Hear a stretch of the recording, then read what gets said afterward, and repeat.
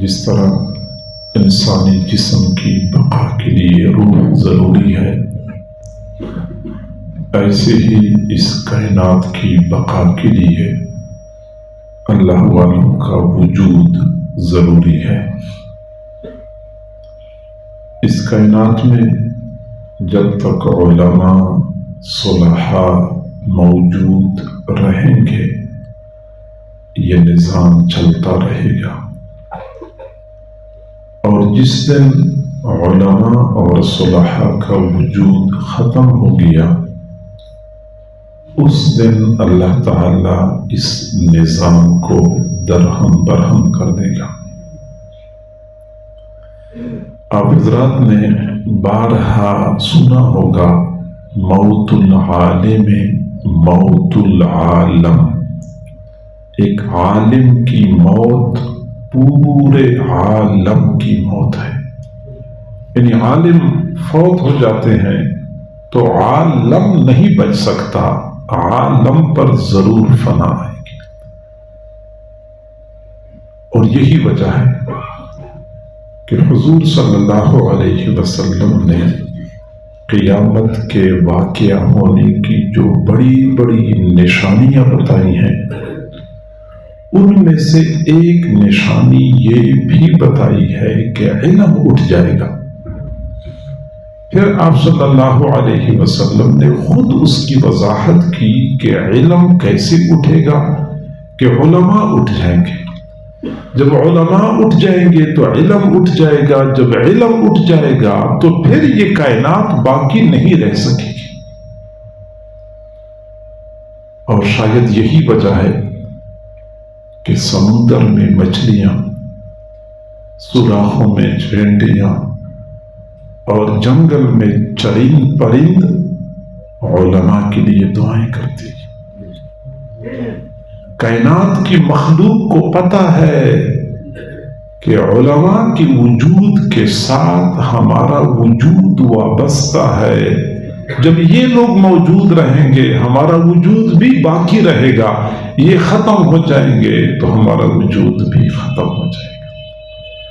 قرآن مجید میں اللہ رب العزت نے فرمایا اَوَلَمْ يَرَوْا أَنَّا نَأْتِي الْأَرْضَ نَنْقُصُهَا مِنْ أَطْرَافِهَا، کیا یہ لوگ دیکھتے نہیں ہیں کہ ہم زمین کو مختلف اطراف سے گھٹا رہے ہیں، کم کر رہے ہیں؟ حضرت عبداللہ بن عباس رضی اللہ تعالی عنہما فرماتے ہیں کہ اس آیت میں جو زمین کو گھٹانا ہے اس سے مراد علماء کی موت ہے، کہ علماء مر جائیں گے تو زمین زوال کی طرف چلی جائے گی، گھٹ جائے گی، زمین کی بقا ختم ہو جائے گی۔ تو اللہ والوں کا وجود یہ پوری کائنات کے لیے نعمت، اور اللہ والے جب اٹھتے ہیں تو کائنات روتی ہے، کائنات کو صدمہ ہوتا ہے۔ قرآن مجید میں اللہ رب العزت نے جو فرمایا ہے کہ یہ جو کافر لوگ ہیں یہ مر جاتے ہیں، نہ ان پر آسمان روتا ہے نہ زمین روتی، والد کے فوت ہونے کا صدمہ ہوتا ہے، اپنے شیخ و مرشد کے فوت ہونے کا صدمہ ضرور ہوتا ہے۔ میں کئی مرتبہ سوچتا ہوں کہ ہمارے حضرت جی کو اللہ تعالیٰ نے ایسی کشش عطا فرمائی تھی کہ جس بندے نے ایک مرتبہ ان سے ملاقات کی ہے آج وہ بھی رو رہا ہے، کسی نے دور سے دیکھا ہے ان پر بھی صدمہ ہے، وہ بھی افسردہ ہے۔ تو جو لوگ 15 سال 20 سال 25 سال سے حضرت جی کے قدموں میں وہ رہ رہے ہیں، راتوں کی مشاورت اور دن کی مشاورت، اکٹھے اسفار، حرمین کے سفر، بیرون کے اسفار، کیا لمحات زندگی میں ایسے آئے کہ درمیان میں کوئی اور بندہ نہیں ہوتا تھا۔ میں اپنی کارگزاری عام طور پہ نہیں سناتا، مزاج نہیں ہے میرا، لیکن زندگی میں ایسے لمحات بھی آئے کہ عشاء کے بعد بیٹھے مشاورت کے لیے، اور فجر کی اذان سے تھوڑی دیر پہلے اٹھے، مشاورت ختم ہو گئی، کچھ ساتھی باہر سو رہے تھے، ان ساتھیوں کو جگایا، دو بدو تھے، حضرت جی نے فرمایا کہ وہ ساتھیوں کو جگا دے، تہجد کی نماز پڑھے، پھر ہم فجر کی نماز باجماعت پڑھیں گے۔ یعنی ایسا بھی زندگی میں وقت آیا ہے تو اس بندے کی قلبی کیفیت کا کیا حال ہو۔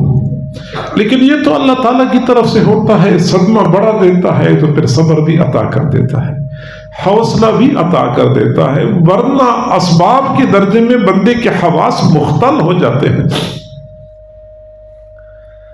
تو میں عرض کر رہا تھا کہ صدمہ بھی ہوتا ہے، افسوس بھی ہوتا ہے، تاہم ایک بات سمجھ لیں کہ موت جسے ہم مصیبت سمجھتے ہیں، جسے ہم دہشت سمجھتے ہیں، جسے ہم ایک پریشانی سمجھتے ہیں، حالانکہ ایسا ہے نہیں۔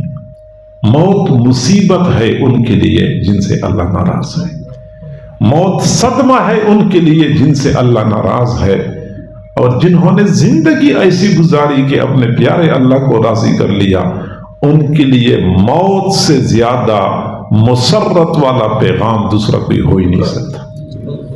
ان کے لیے موت سے زیادہ راحت کسی اور کام میں نہیں ہو سکتی جنہوں نے زندگی میں اپنے رب کو راضی کر لیا۔ آپ اندازہ لگائیں کہ قرآن مجید کی ایک سورت ہے سورۃ الرحمن۔ سورۃ الرحمن میں اللہ تعالیٰ نے مختلف نعمتوں کا تذکرہ فرمایا، اور ہر نعمت کے بعد پھر وہ فرماتے ہیں فَبِأَيِّ آلَاءِ رَبِّكُمَا تُكَذِّبَانِ، تم اپنے رب کی کون کون سی نعمتوں کو جھٹلاؤ گے۔ پھر ایک نعمت کا تذکرہ کرتے ہیں، پھر فرماتے ہیں فَبِأَيِّ آلَاءِ رَبِّكُمَا تُكَذِّبَانِ، اور اس میں ایک نعمت ایسی بیان کی ہے کہ انسانی عقل حیران رہ جاتی ہے۔ اللہ تعالیٰ فرماتے ہیں کل من علیہا فان، روئے زمین پر جتنے لوگ ہیں سارے فنا ہو جائیں گے۔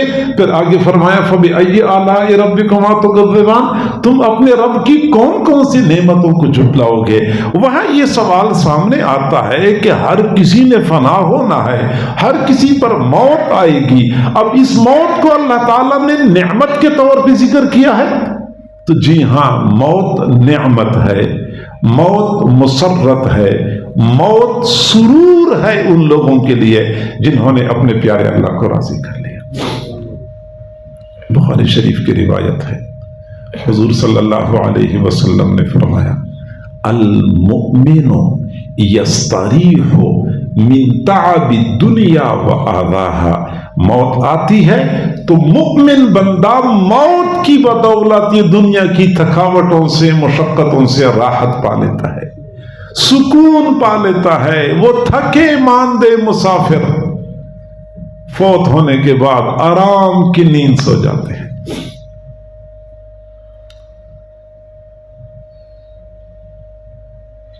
یہ موت راحت ہوتی ہے، اور یہی وجہ ہے کہ قبر میں جب نکیر منکر سوال کرتے ہیں، بندہ سوال کے جوابات ٹھیک دیتا ہے تو نکیر منکر کا جواب یہ ہوتا ہے کہ نم کا نومت العروس، دلہن کی طرح میٹھی نیند سو جا، الذی لا یوقظہ الا احب اہلہ الیہ، دلہن کو نہیں جگاتا مگر وہ بندہ جگاتا ہے جو گھر میں سب سے زیادہ اس کو محبوب ہوتا ہے۔ دلہن کی طرح سو جا، اشارہ اس بات کی طرف ہے کہ یہ بندہ تھکا ماندہ ہوتا ہے، مشقتیں اٹھاتے ہوئے یہاں قبر میں پہنچا ہوا ہے، اس کو آرام چاہیے، آرام کرنے دو۔ بخاری شریف کی روایت ہے، حضور صلی اللہ علیہ وسلم کی وفات کا وقت قریب تھا۔ آپ کے شاید بخاری شریف کی شرح میں نے پڑھا ہے یا بخاری شریف ہی کی روایت ہے، مجھے اب یاد نہیں ہے پوری طرح، لیکن آپ کے سرہانے کے پاس پیالہ ایک رکھا ہوا تھا جس میں پانی تھا، تو آپ صلی اللہ علیہ وسلم پر تکلیف کی کیفیت تھی، اضطراب کی کیفیت تھی، تو اپنا ہاتھ مبارک اٹھاتے تھے اور پانی کے پیالے میں ڈالتے تھے، پھر وہ گیلا ہاتھ اپنے ماتھے پر پھیرتے تھے، اپنے چہرے پر پھیرتے تھے، اس طریقے سے اپنے آپ کو سکون پہنچانے کی کوشش کر رہے تھے۔ حضرت فاطمہ رضی اللہ تعالیٰ عنہ نے جب یہ منظر دیکھا تو ان سے برداشت نہ ہوا، کہنے لگی واہ کرب ابا، واہ کرب ابا، ہائے میرے ابا جان کی بے چینی، ہائے میرے ابا جان کی بے چینی، میرے ابا جان کتنے بے چین، کتنی مشقت میں ہیں۔ آپ صلی اللہ علیہ وسلم نے آنکھیں اٹھائیں اور فرمایا لا کرب علی ابیک بعد اليوم، آج کے دن کے بعد آپ کے والد پر کوئی مشقت نہیں، کوئی بے چینی نہیں ہوگی۔ گویا کہ مشقتوں کا وقت گزر گیا، اب یہ آخری دن ہے مشقتوں والا، آگے پھر سہولت والی راحت والی زندگی ہے۔ تو موت تو ایک مومن کے لیے راحت ہے، مومن کے لیے تحفہ ہے۔ منصور بن حلاج رحمہ اللہ کو جب پھانسی پہ چڑھایا جا رہا تھا، وہ پھانسی کے تختے پہ کھڑے مسلسل مسکرا رہے تھے، مسلسل مسکرا رہے تھے۔ تو لوگ دیکھنے والے حیران تھے کہ پھانسی کے تختے پہ کوئی بندہ کھڑا ہوتا ہے، اس کی تو ٹانگیں کانپ رہی ہوتی ہیں، اوزان خطا ہوتے ہیں، اور یہ پھانسی کے تختے پہ اس قدر پرسکون حالت میں کھڑا مسکرا رہا ہے۔ کسی نے پوچھ لیا کہ آپ کی یہ کیفیت کیسی ہے؟ تو منصور بن حلاج رحمہ اللہ نے فرمایا میرا وہ محبوب پروردگار جس کو منانے کے لیے میں سخت گرمی کے موسم میں شدت کی پیاس برداشت کر کے روزے رکھا کرتا تھا، سخت سردی کے موسم میں آدھی رات کو اٹھ کی عبادت کیا کرتا تھا، اس محبوب پروردگار سے ملاقات کا وقت آ چکا ہے، تو میں ہنسوں نہ تو اور کیا کروں؟ چڑھا منصور رسولی پر، زبان سے اف نہیں نکلی، چڑھا منصور رسولی پر، زبان سے اف نہیں نکلی، جو اف نکلی تو یہ نکلی جمال یار دیکھیں گے۔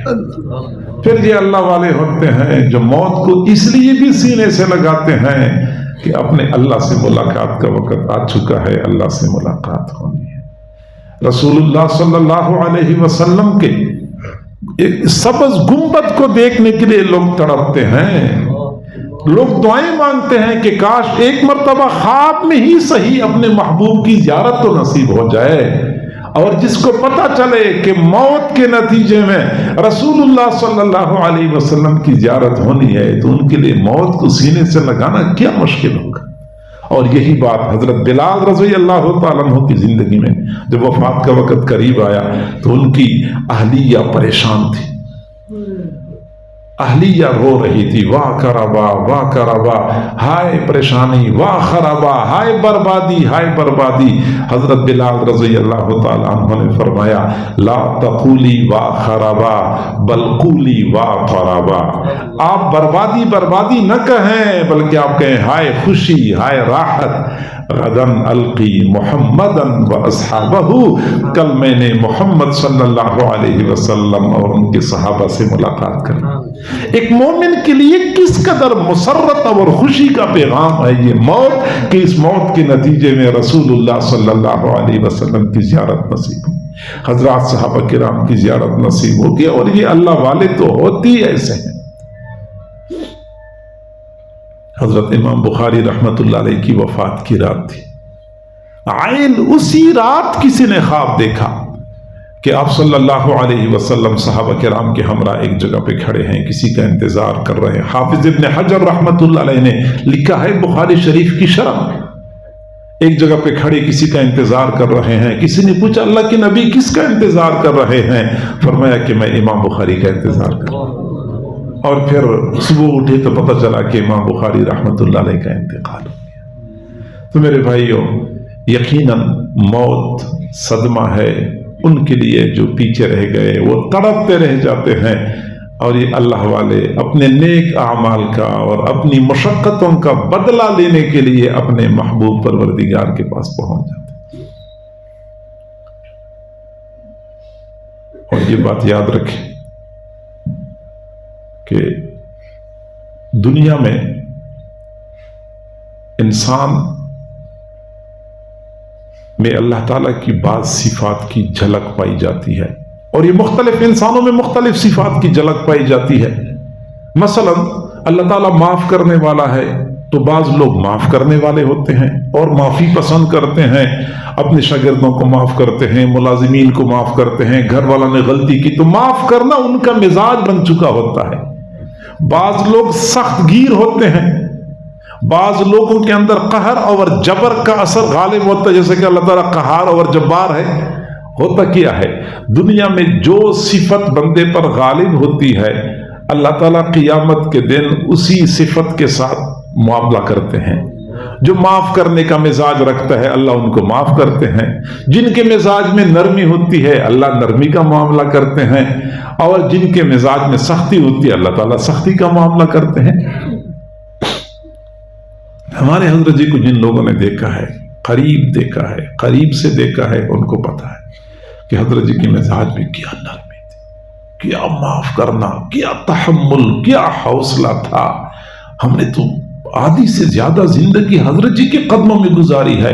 ہمیں پتا ہے کہ مدرسے کے انتظام میں بہت سارے کاموں میں بارہا ایسی غلطیاں کی کہ باقی لوگ بھی ناراض ہوتے تھے، لیکن حضرت جی دامت رحمہ اللہ تعالی نہ کبھی چہرے کے اوپر ناراضگی ناگواری کے آثار نظر آئے، نہ کبھی زبانی کلامی اظہار کیا، حوصلہ تھا، اتنا کھلا سینہ، اتنا بڑا ظرف اور حوصلہ میں نے کسی اور بندے کا نہیں دیکھا۔ تو ظاہری بات ہے جب وہ ہر کسی کو معاف کرتے تھے، مزاج میں اتنی نرمی تھی، نرم مزاج تھے۔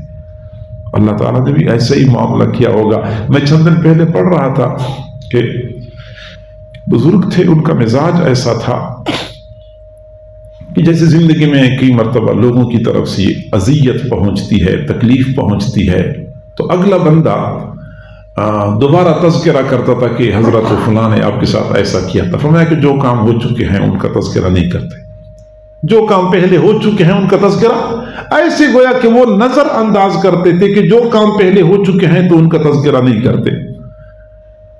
تو جب وہ وفات پا گئے تو کسی نے خواب میں دیکھا، پوچھا کیا بنا، تو کہنے لگے مجھے اللہ کے سامنے کھڑا کر دیا گیا، فرشتوں نے کہا کہ اللہ اس نے یہ غلطی کی، یہ غلطی کی۔ اللہ نے فرمایا کہ جو کام پہلے ہو چکے ہیں ان کا تذکرہ نہیں کرتے۔ جی ہاں، حضور صلی اللہ علیہ وسلم نے فرمایا اذکروا محاسن موتاکم، اپنے مرحومین کے محاسن، ان کی خوبیاں، ان کی صفات اور کمالات کے تذکرے کیا کرو، تاکہ باقیوں کو بھی رغبت ملے، ترغیب ملے، وہ بھی اپنے اندر وہی صفات پیدا کرے، وہی کمالات اپنے اندر پیدا کریں۔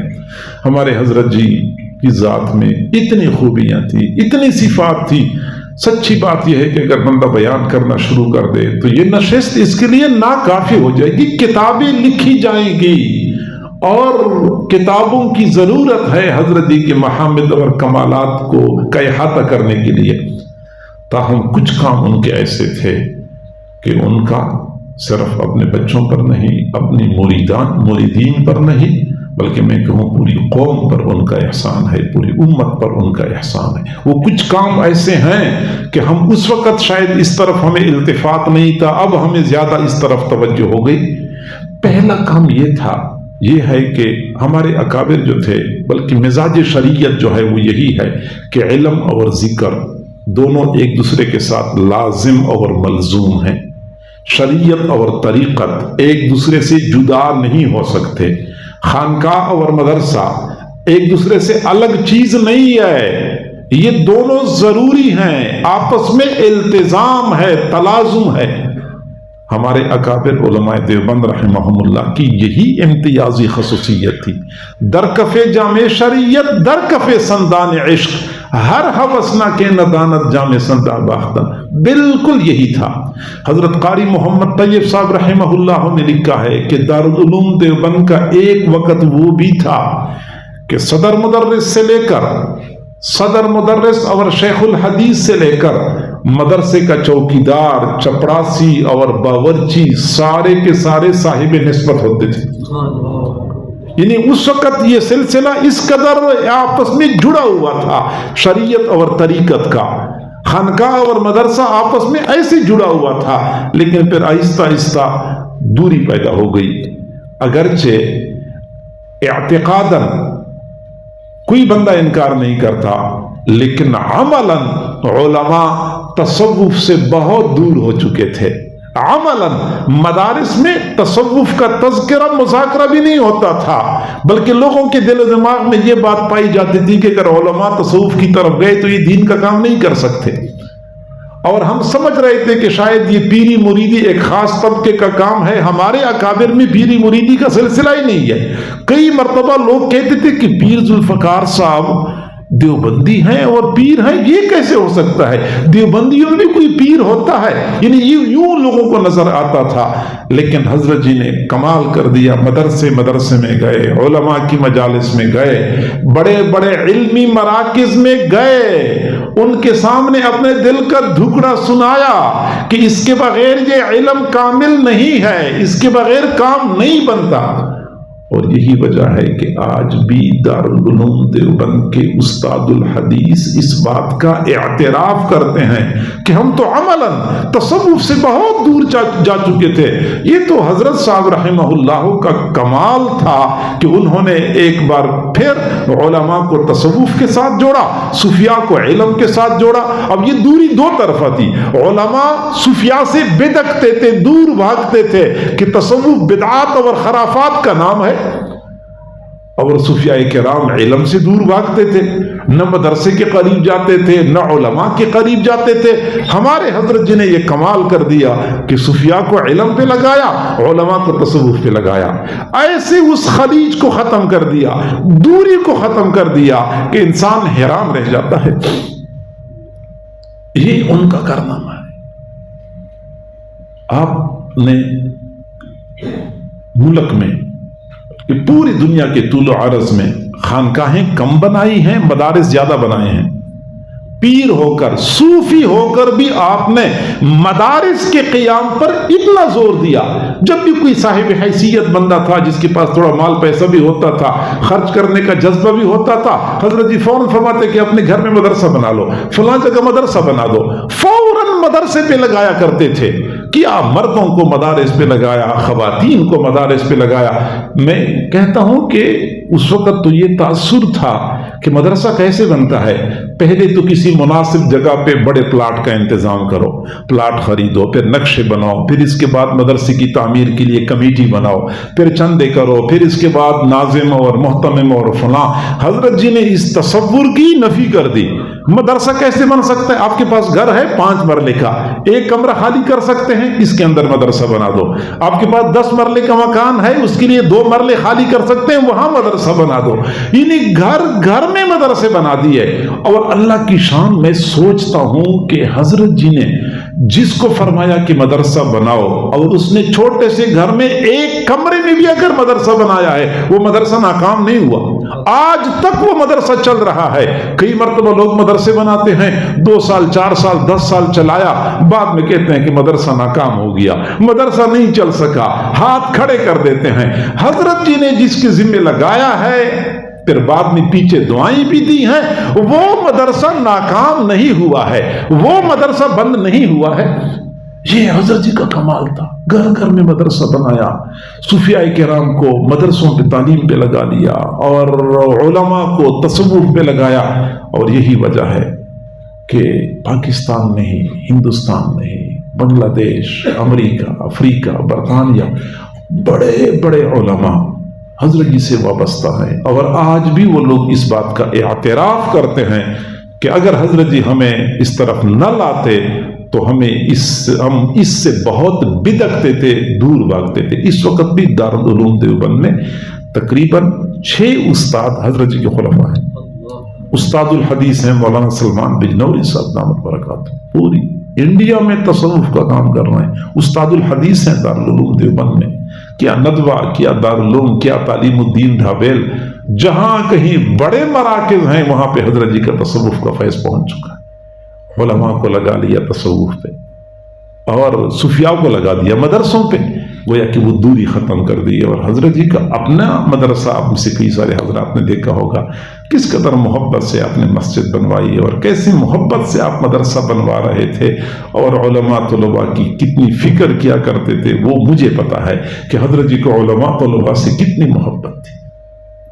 यानी मैं आपको बताऊं कि मुझे अभी 28 साल पूरे होने वाले हैं हजरत जी के साथ माहदुल फ़कीर में, लेकिन ان 28 سالوں میں بارہا غلطیاں کی.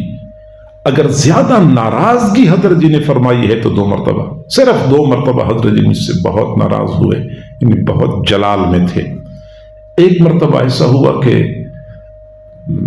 اس وقت طریقہ یہ، مجھے بھی زیادہ ادب آداب کا پتہ نہیں تھا، طریقہ نہیں آتا تھا، تو اب بھی ایسے ہی ہیں لیکن اس وقت تو زیادہ ہی. تو مہینہ جب پورا ہوتا تھا تو میں حضرت جی سے عرض کرتا تھا کہ حضرت جی کو استادوں کی تنخواہیں دینی ہیں، تو حضرت جی اسی وقت جیب میں ہاتھ ڈال لیتے تھے. اللہ نے دیا بھی بہت تھا، دل بھی بہت بڑا تھا، مدرسے کے اوپر تو اپنی جیب سے خرچ کرتے تھے، ایسی ہی جیب میں ہاتھ ڈال لیتے تھے، گن کے مجھے دے دیتے تھے کہ یہ لے لو، جتنے بھی تنخواہ کی ضرورت ہوتی تھی. ایک مرتبہ اجتماع کے دن قریب تھے تو میں نے سوچا کہ ابھی تو حضرت جی اجتماع کی تیاریوں میں ہیں اور اجتماع پہ بڑا سارا خرچہ ہوتا ہے، تو اس وقت پیسے مانگنا مناسب نہیں ہے. اچھا، وہ 7-8 فروری کو شاید اجتماع تھا اس وقت، تو 1 کو میں نے پیسے لینے تھے لیکن نہیں لیے. میں نے کہا اجتماع گزر جائے گا تو لے لوں گا. اجتماع گزر گیا. میں نے پھر سوچا کہ آج کل تو بھی اجتماع کے خرچی وہ حضرت جی پورے کر رہے ہوں گے، وہ بل ہی ادا کر رہے ہوں گے، چند دن ٹھہر جاتا ہوں. 19 تاریخ ہو گئی تو 19 تاریخ کو میں نے کہا کہ حضرت کو استادوں کی تنخواہیں دینی ہے. ایسے حضرت جی چونک اٹھے. ان کا یہ خیال تھا کہ شاید تنخواہیں دی ہوئی ہیں، تو مجھے فرمایا کہ ابھی تک ہم نے تنخواہیں نہیں دی ہیں. میں نے کہا نہیں دی ہیں. فرمایا کہ آپ ادھر آ جائیں. پھر مجھے کمرے میں لے گئے. باقی لوگ تو باہر بیٹھے ہوئے تھے، مجھے کمرے میں لے گئے. پھر جو اس دن میں نے حضرت جی کا جلال دیکھا، پھر میں نے ایسا جلال نہ ان کا پہلے کبھی دیکھا تھا نہ بعد میں کبھی دیکھا.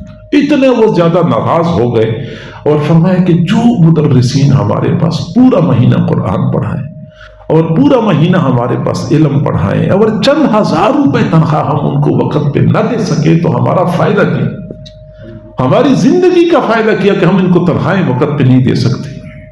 تو پھر مجھے فرمایا کہ اگر آپ کو خود نہیں چاہیے تو خود نہ لیا کریں، لیکن کم از کم مدرسین کو تنخواہیں وقت پہ دے دیا کریں. یعنی ایک میں نے اس دن بہت جلال دیکھا حضرت جی کا، اور ایک اگلا دن تھا، وہ کچھ مہینے بعد کی بات ہے کہ وہ ایک مرتبہ بھی کھانے کا مسئلہ بنا ہوا تھا کہ کھانا طلباء کو غیر معیاری ملا تھا. حالانکہ میرا مزاج یہ تھا کہ شاید وہ غیر معیاری نہیں ہے، لیکن حضرت جی کو پتہ چلا. پھر وہ بھی حضرت جی بہت ناراض ہو گئے. مجھے فرمایا کہ اگر آپ نہیں کھلا سکتے میں ہوٹل سے اچھا کھانا طلباء اور طالبات کو کھلاؤں گا.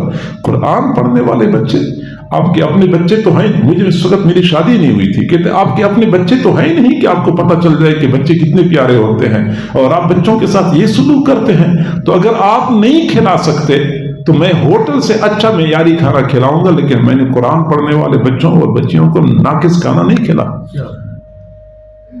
ایسے علماء کی قدردان، طلباء کی قدردان. اور حضرت خواجہ مجدد الفسانی رحمت اللہ علیہ نے سچے صوفی کی پہچان یہ بتائی ہے کہ وہ علماء کا قدردان ہوتا ہے. اور حضرات علماء کرام یہاں بھی موجود ہیں کہ حضرت جی کے پاس علماء جاتے تھے، کس قدر محبت سے پیش آتے تھے. تو ایک تو آپ کا یہ بڑا کارنامہ ہے کہ مدرسہ اور خانقاہ، شریعت اور طریقت میں جو دوری پیدا ہو چکی تھی آپ نے کسی حد تک اس دوری کو ختم کیا، بلکہ کافی حد تک ختم کر دیا. دوسری چیز، ہمارے معاشرے میں جو ظاہری علوم، عصری علوم جسے کہتے ہیں، سائنس ہے، انگریزی ہے، یونیورسٹی ہے اور کالج کے علوم ہیں، اور دوسری طرف دینی علوم ہیں، قرآن ہے، حدیث ہے، فقہ ہے. اس میں خلیج تھا. آپ کو پتا ہے کہ علماء یونیورسٹی کے قریب جانے سے کتراتے ہیں اور یونیورسٹی والے مدرسے میں آنے سے کتراتے تھے. حضرت جی رحمہ اللہ نے اس خلیج کو کافی حد تک دور کر دیا. لیکن آپ اگر غور کریں نا، حضرات علماء کرام موجود ہیں، ہمارے کئی ساتھی ایسے ہیں جنہوں نے معہد الفقیر میں پڑھا ہے ہمارے پاس، ان کو پتہ ہے حضرت جی نے کمال یہ کر دیا کہ مدرسے کے اندر یونیورسٹی کے اثرات کو داخل نہیں ہونے دیا. مدرسوں کو بچا کے رکھا یونیورسٹی کے اثرات سے، لیکن یونیورسٹی کے اندر قرآن اور حدیث کے اثرات کو پہنچا کے چھوڑا. بڑی بڑی یونیورسٹیوں میں آج بھی ایسے لوگ موجود ہیں، باقاعدہ جبہ پہنتے ہیں، پگڑی باندھتے ہیں، بڑی بڑی داڑیاں ہیں، یونیورسٹیوں میں یا پڑھتے ہیں اور یا پڑھاتے ہیں کیونکہ وہ حضرت جی کے صحبت یافتہ ہیں. اچھا کیا کر دیا آپ نے، حضرت جی نے یونیورسٹیوں میں والوں کو، کالج والوں کو، ملازمین کو دینی علوم پہ لگایا۔ آپ حضرات کو پتہ ہے کہ حضرت جی نے یہ ایک ترتیب بتائی کہ جو بندہ پورا دن ملازمت کرتا ہے، وہ ڈاکٹر ہے، وہ وکیل ہے، وہ جج ہے، وہ یونیورسٹی میں پڑھتا ہے، پڑھاتا ہے، وہ پورا دن کام کرے، عصر سے لے کر عشاء تک وہ قرآن اور حدیث کے لیے وقت فارغ کر دے، اور باقاعدہ جس طرح درجہ بدرجہ علماء کا نصاب ہوتا ہے وہی نصاب آپ نے لوگوں کو پڑھایا۔ فرمایا کرتے تھے کہ یہ جو آپ چند گنی چنی کتابیں پڑھ لیتے ہیں مجھے نہیں پسند، یہ نہیں، بلکہ باقاعدہ پورا نصاب علماء کا پڑھاتے تھے، اور ہر جگہ پہ لوگوں کو اسی بات پہ لگایا، علماء کو لگایا کہ تم پڑھایا کرو، اور دوسرے لوگوں کو لگایا کہ تم پڑھا کرو۔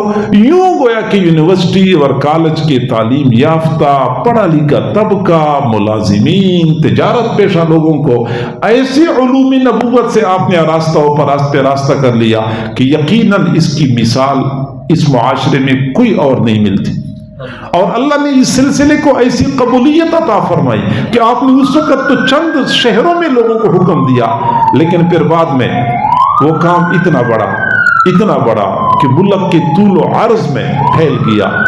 اور صرف یہ نہیں، اب حیران ہو جائیں گے کہ میں ایک ایسے مدرسے کو جانتا ہوں جس میں عصر سے لے کے عشاء تک سبق ہوتا ہے، عصر سے لے کے عشاء تک تاجر لوگ آتے ہیں، ملازمت پیشہ لوگ آتے ہیں، کالج یونیورسٹی کے طلباء آتے ہیں، اور اس میں اس وقت 900 طلباء پڑھ رہے ہیں۔ اور ابھی ختم بخاری کا پروگرام ہے، دعوت نے مجھے دی ہے کہ آپ نے آنا ہے، اور 70 طلباء دور حدیث سے فارغ ہو رہے ہیں۔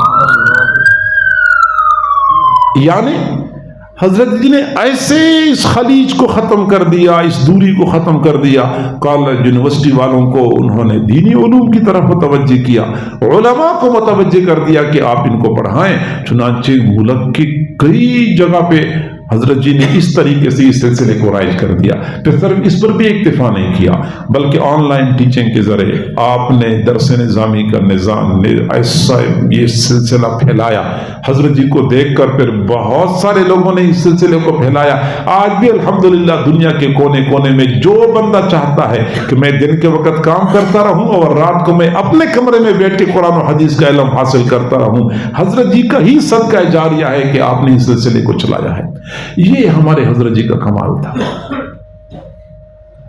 اور اگلی بات یہ کہ حضرت جی کو اللہ تعالیٰ نے اگر قبولیت عطا فرمائی تھی تو قابلیت بھی عطا فرمائی۔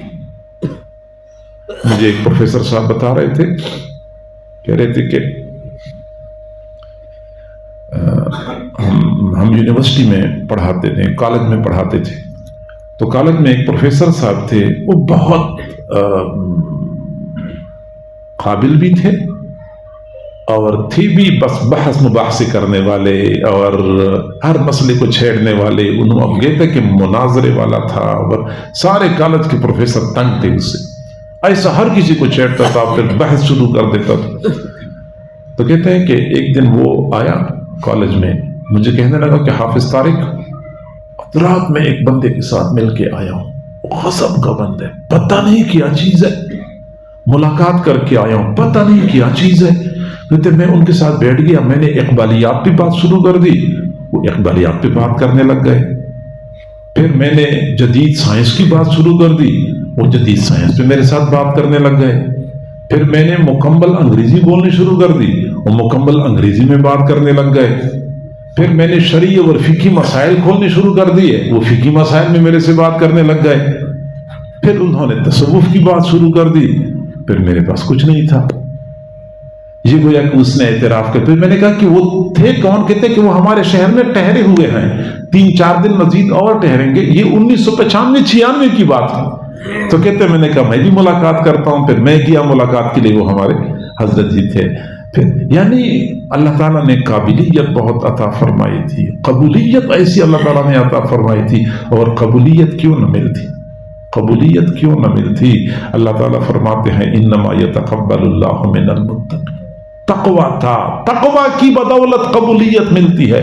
اور تقوی کتنا تھا، کل کی بات ہے، کل ایک بندہ مجھے ملا، مکمل باشرہ، سفید داڑھی، اور مجھے کہنے لگا کہ جب میری جوانی تھی تو میں بڑا عیاش تھا، آوارہ گردی کرتا تھا، تو میں نے جھنگ سے لاہور جانا تھا، وہ جھنگ کا بندہ ہے، جھنگ سے میں نے لاہور جانا تھا، میں ہائی ایس پہ بیٹھ گیا، میں پچھلے سیٹ پہ بیٹھا تو ڈرائیور کے بالکل پیچھے والی سیٹ پہ حضرت جی بیٹھے ہوئے تھے، یہ بھی لاہور جا رہے تھے، یونیورسٹی میں پڑھتے تھے۔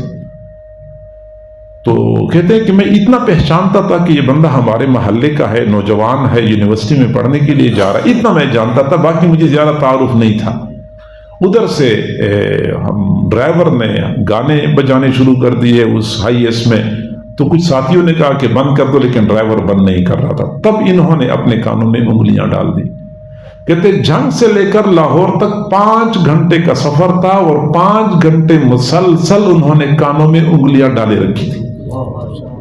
کہتے میں نے جب یہ منظر دیکھا تو میں نے کہا میں بھی تو مسلمان ماں باپ کا بیٹا ہوں، میں نے بھی تو مسلمان ماں کا دودھ پیا ہوا ہے، یہ اتنا متقی ہے اور میں کس رخ پہ چل پڑا ہوں۔ اس نوجوان کو دیکھ کر میں نے اپنی زندگی تبدیل کر دی۔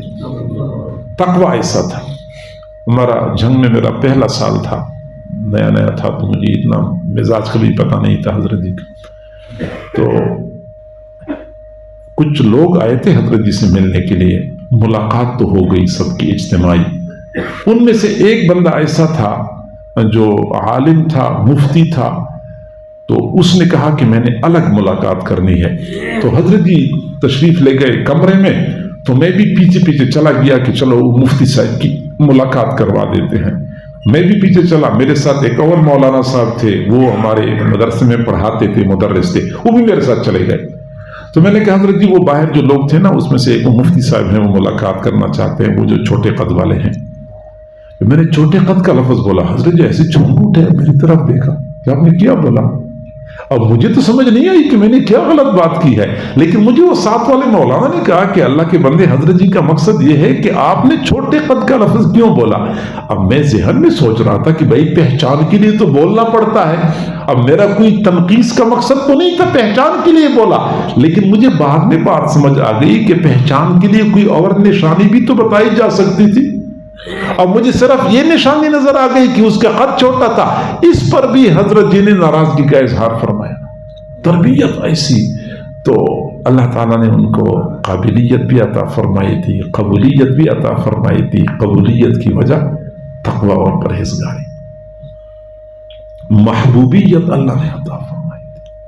ہمیں نہیں پتا تھا کہ حضرت جی کے ساتھ لوگوں کو اتنی محبت ہے، ہمیں اتنا بھی پتا نہیں تھا کہ ہمیں بھی حضرت جی سے اتنی محبت ہے، اور وہ محبت اب ظاہر ہو رہی ہے۔ اس وقت ہمیں اتنا احساس نہیں ہوتا تھا، اب پتا چلا کہ حضرت جی کے لیے دل میں محبت کتنی شدید ہے، اور لوگ کس قدر شدید محبت کرتے ہیں، کیا مشرق، کیا مغرب، کیا امریکہ، کیا افریقہ، ہر جگہ پہ جن لوگوں کا تھوڑا سا تعلق تھا وہاں سوگ کا سما بنا ہوا ہے۔ یہ اللہ کی طرف سے ہوتا ہے۔ حضرت جی دامت رحمہ اللہ کی وفات کے بعد اکثر سالکین پوچھتے ہیں کہ ہمیں کیا کرنا چاہیے۔ بھائی سب سے پہلی بات تو یہ ہے کہ حضرت جی اگرچہ دنیا میں نہیں رہے، لیکن اللہ والوں کی برکات اور فیضات کا تسلسل باقی رہتا ہے۔ حضرت جی رحمہ اللہ نے کتابیں لکھی ہیں، اور کئی ساری کتابیں لکھی ہیں، اور ایک ایک کتاب ایسی ہے کہ جس کی وجہ سے لوگوں کی زندگیاں بدل جاتی ہیں۔ میں آپ سے گزارش کروں